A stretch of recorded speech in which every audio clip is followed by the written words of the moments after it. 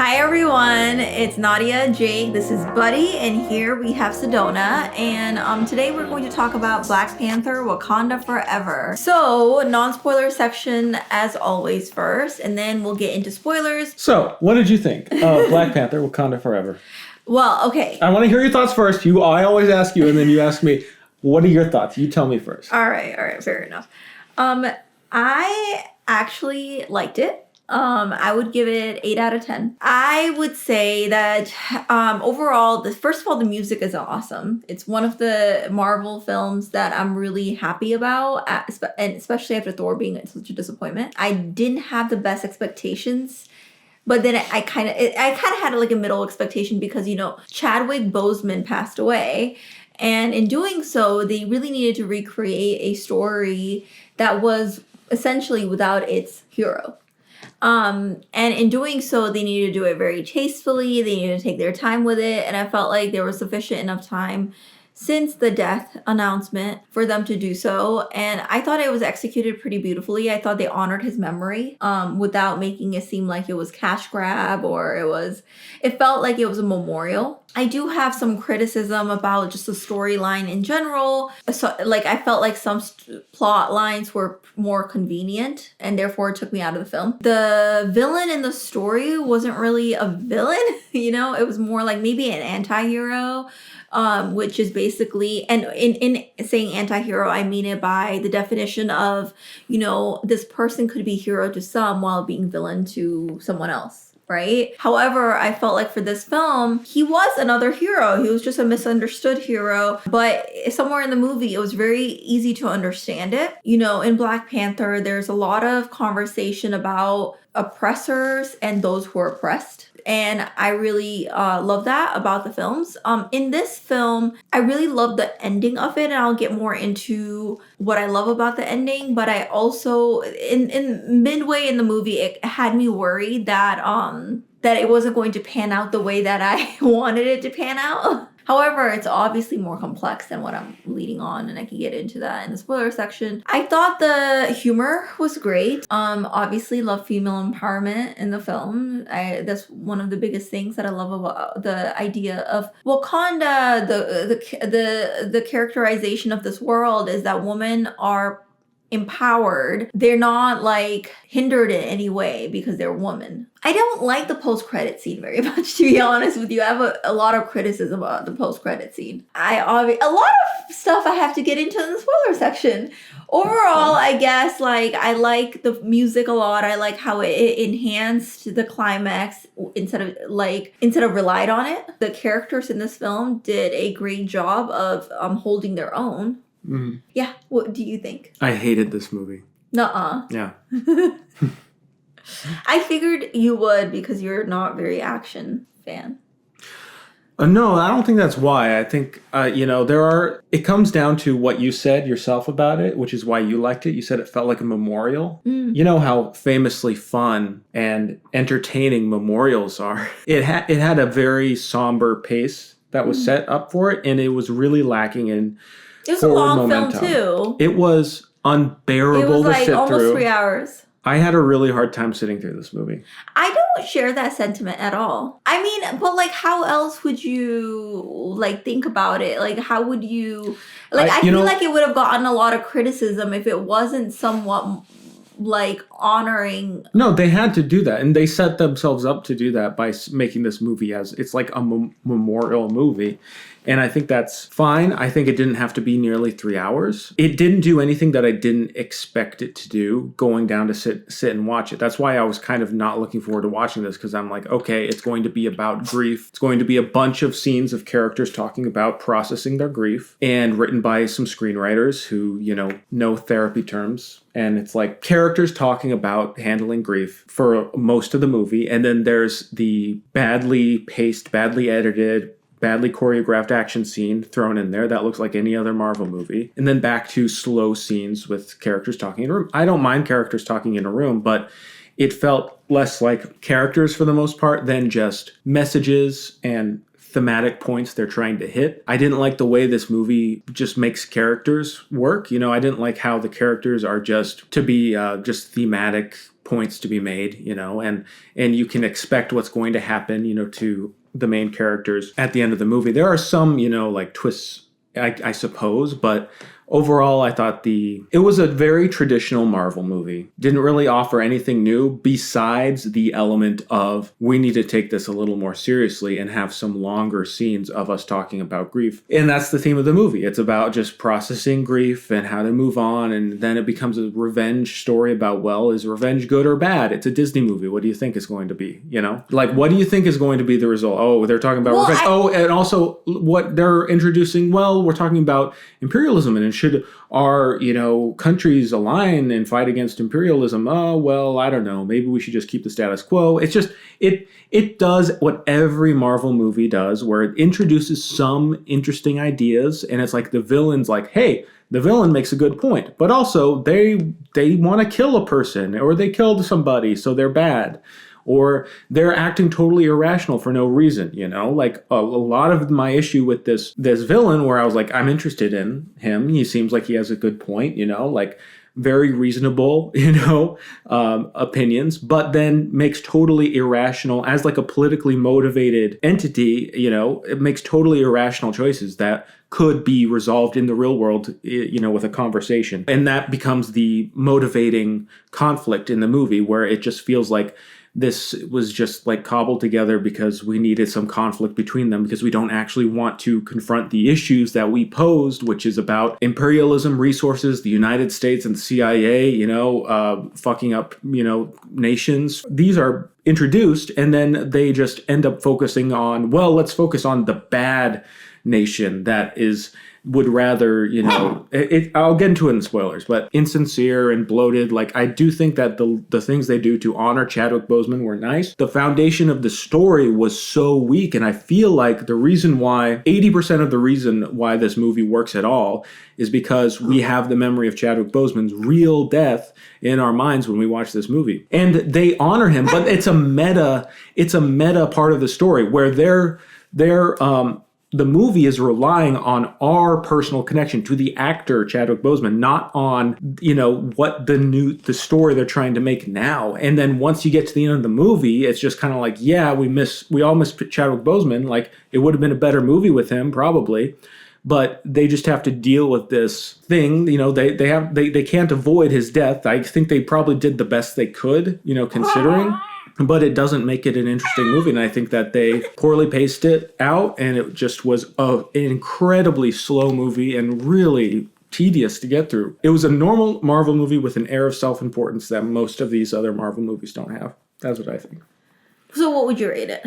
3 or 4. Oh my god, that is horrible. I have strong disagreement with you. But we can get into that in the spoiler section. I will say, overall, the representation in this film, amazing. Yeah, it was all good. It was really, I thought, like, it's really important. This film is doing really well in the box office. And I think I can't stress how important it is for, brown Black people to, like, it's just awesome to see a film that is not a typical character film of a lot of people of color, otherwise in other films. Like, have people of color in power more so, and then expand that representation and show that it can be successful in so many ways. And that's great. I think there's a great messaging out here for those people. That's great. Yeah, the representation is fantastic, and I'm, happy about all that. I just think it's not a great movie. Well, can we get into spoilers though? Sure. Okay. So I really don't like when Namor and Shuri went in war with each other, because at first it almost felt like a romantic chemistry. I don't know if that was just me. But, he showed her, like, his homeland. She went on this cool, awesome... Just seemed like they had an understanding, because they're uniquely, bonded, powerful nations that are isolated, and that they could make a really good alliance. But Namor just acting on a totally irrational, just like basically insane way by deciding that, okay, if you don't support me and go attack all these nations, then I'm going to spend all my resources attacking you. It's like that's not how I don't think that's what alliances work. Like, but they're not going to support you. Like, you're not going to. Well, you have to think about it in a very you just said it. It's an isolated country, basically, and so of course, I don't think he understands. I don't think they do CNN or whatever a political show in his country. I think he just understands it from being alive for so long, seeing people that his people, his indigenous people being enslaved by colonizers, and seeing that no matter what, for hundreds of years that he's been alive, that they're always sought after for their resources, and always being in fear that they're getting depleted from that. I understand that all. Well, but that's where he's coming from. I mean, understand that all completely. But my issue. So why is it insane? It's insane that he wants to attack Wakanda because they don't want to align with him. I didn't think Wakanda is like, they could be an ally, but it's like, hey, it's like he's threatening them on the single instance when they are starting to meet, and it's like, hey, we have a common enemy. If you don't support me right now and go to all of my demands, I'm going to burn your country to the ground. It's like, okay, who's the more pressing enemy at this point now? Like, it's stupid. I'm going to kill your queen. Like, first of all, it is insane behavior. United States is not the pressing enemy though right now, because the thing is that if he's afraid, I interpreted that as if Wakanda doesn't align themselves with him, then they're going to align themselves with other nation. So he's basically saying, if you're not with me, you're against me. So I don't think it's like the way that you're thinking about it, or at least I didn't interpret it as that way. He's basically he wants to recruit Wakanda. He says it very well. I think what part of him saying is a little bit offbeat is when he wants Wakanda to attack all these other nations and build a war with him, basically. It's not just be my ally. It's, you're going to be my ally and fight all these other nations with He's not really asking them to be this ally, though. He's asking them to do exactly what he says. He be dictating exactly what they do. But isn't that what a lot of countries do today? I'm just saying the way he went about it was it just was kind of laughably inept, and just seemed like it was just there in order to bring conflict between the countries because they needed the story to go in that direction. I do. It's like he's this character where he's introduced as this legendary leader of this nation, blah, blah, blah, so important. And then he's just like, oh, you don't want to support me at this moment? I'm going to burn your country to the ground, and for no apparent reason, just because. I do agree with the way that it was executed. It was very convenient. I did say in the non-spoiler section there was a lot of convenient moments. Right? Mm-hmm. One of them being the way that he wanted them to just all of a sudden, he just wanted to go to war when I felt like there was a rapport that he was building with Shuri. I also think another convenient thing was when he gives Shuri the bracelet of his mom. Okay, you just met this woman. This is it seems like this is the only thing you have of your mother. And you're giving this historic heirloom to the stranger whom you're going to eventually attack, and you don't care enough to, you killed her mother, and you were okay with killing her mother, but then, you're giving her this precious gift that you would basically give your love interest. It felt like it's something that you give, to your wife or your serious girlfriend or something like that. It wasn't it kind of was like a wedding ring almost. Here you go, here's a necklace that I gift you of my people, of my mother who passed away. It's a classic thing of a villain who makes a good point, so let's just have him become a maniac. Yeah, exactly. And then I also didn't how it just felt like it was a very convenient thing. He's telling her all this history. He's basically giving her the formula to reinvent and to defeat him. Yeah. And I just felt like that was really convenient, because had he not told that story of his genesis, basically, and the genesis of his people, then he probably wouldn't have been defeated at the end. I don't know if I have Marvel fatigue, or I'm just so tired of these movies at this point, but this one just really felt so needlessly long. Every scene, every beat, it was just so slow. Can I tell you something also? When you were talking in the non-spoiler section, I thought oh, you know what? In a way, it is kind of like a different version of Spider-Man Far From Home. Yeah. This movie in a way is a different version but similar storyline and plot points as Spider-Man Far From Home, because Spider-Man is mourning Iron Man's death. Yeah. So it becomes about like making them proud. Yeah, and I think they've been doing that for quite a few movies of the mourning and had grief and stuff, and it's it is a way to motivate the characters, but it is like, I think Far From Home did it in a lighter way. Like, it wasn't as difficult as this, because you're not dealing with because Robert Downey Jr. didn't die, Well, also because the Black representation of Black Panther that touched so many people left. When you don't have a lot of representation of people of color in the industry, which there isn't many, it's really much more hurtful when people die and these characters die with them, because these characters symbolize not just a character in a film, they symbolized hope for the limitation that previously society has set on people of color. Another thing I didn't like about the film, though, I must say, is the post-credit scene where it is revealed that Black Panther had a son. I didn't like that, because I finally felt like Shuri was able to like stand on her own, the shadow of her brother, in a way. Like, she could make her own film. Like, I liked it and I didn't like it. I liked it because I think it's sweet. I think it's like his legacy.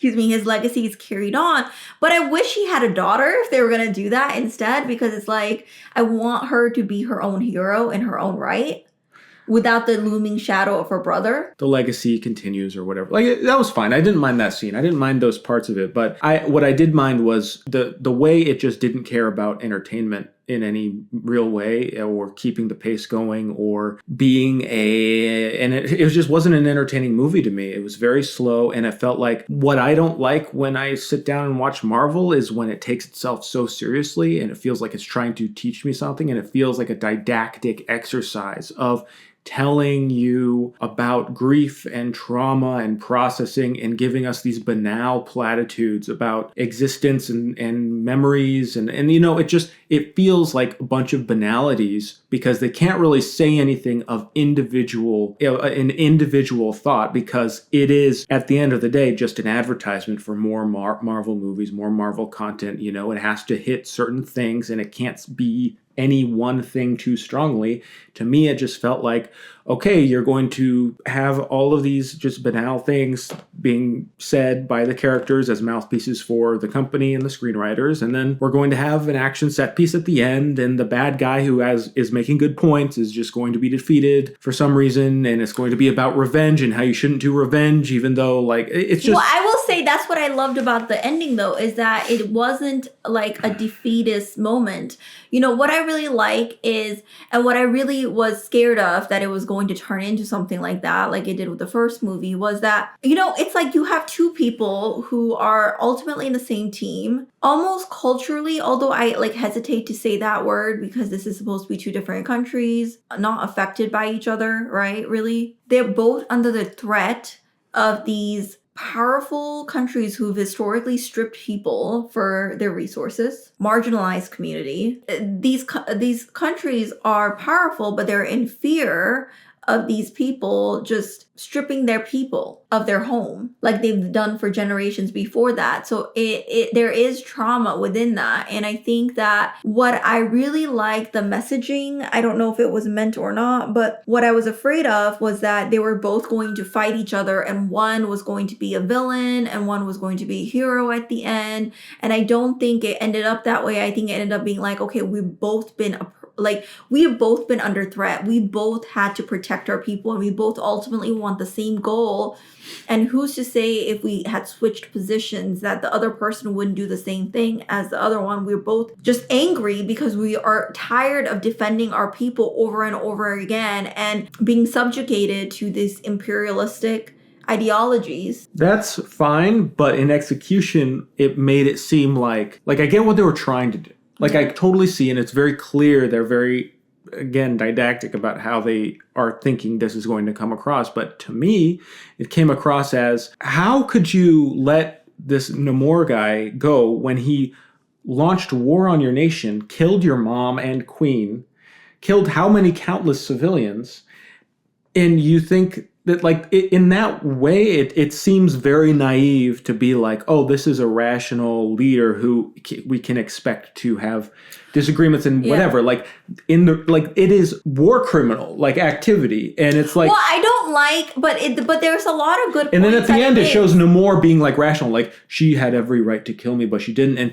she's going to have an ally in us. It's like, first off, how are the people of Wakanda going to think of you as anything but one of the greatest enemies they've ever faced? The person who killed their queen and countless civilians. But then it's like you can say that it Makes no imitates real sense. life in that way, because we have allied with people that we have not, like, we have taken our allegiance away. Think about United States and Russia, and then after that, following their alliance, the Cold War. Like, you can say the same thing about real life. I think what she was doing is being more political. Her country, Wakanda, is consistent threat of like being subjugated to these foreign invaders. I think she understands what that can do to a person and a leader, is that you are like trying to protect your people. No, I don't think he went about it the right way. I think like killing her mom was a little bit step forward too far. I do think that she's thinking about it as a political leader and not as a person who is just going for vengeance. And I think that's the message of the film,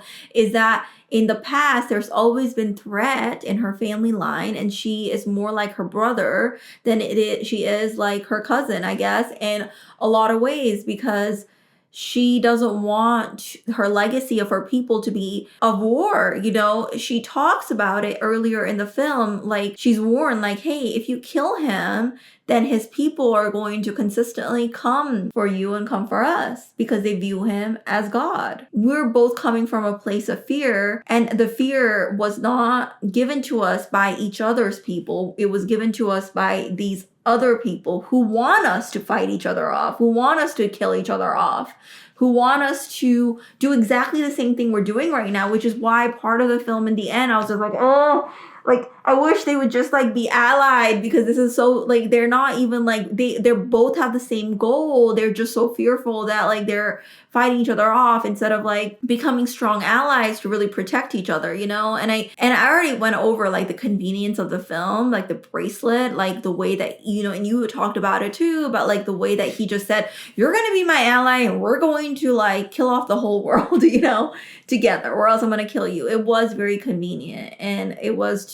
meant to keep the plot forward, and it was done in a very rash and erratic way. Of course it is, but I think at the end of the day, the messaging behind it, I do think was powerful. Yeah, I also thought that the action was really uninteresting and bland. One sequence I did like was early on with the scuba diving when they're drilling in the ocean, and when we first see Namor.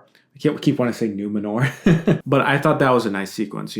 Had some tension, but the rest of the movie, I felt like the action was just really like the directing, something about it, like the geography of the scenes and the action. Like, I feel like doing a good action scene is really hard, because you have to like constantly be reminding the audience of where things are spatially. And Marvel has this problem in general, but I thought especially this movie seemed like there was no spatial layout of where things were. I guess the ship sequence had a little more like an idea of like, okay, we're fighting the fish people who are climbing up the ship and we're on top. There was a little more there, but a lot like the car chase scene just felt like I had no idea where anything was. It just was just happening, but that's in a lot of Marvel movies, so I don't know.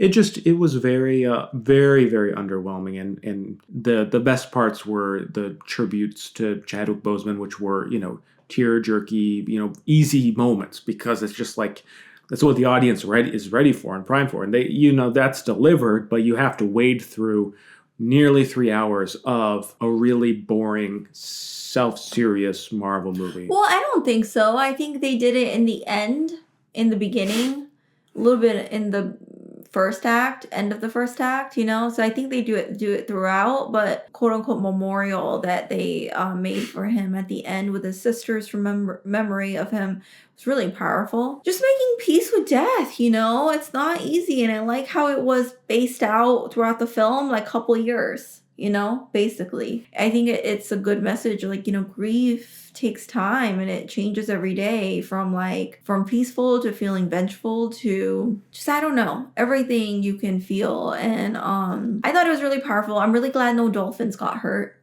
I was thinking in the film, I was like, if one of these dolphins like die or get killed in the name of this war, I'm gonna like kill someone. You are over this review. Want to close it up? I'm sorry. I know you're disappointed in me. I am, yeah. Yeah. But I appreciate your honesty as always. Thank you for not killing me. I mean, you might when we're turn off the cameras, so I'm safe for now. Well, thank you guys so much for watching this review. Let us know what else we should watch. Can't wait to talk to you next time. See you. Yep. See you soon. Bye. Bye.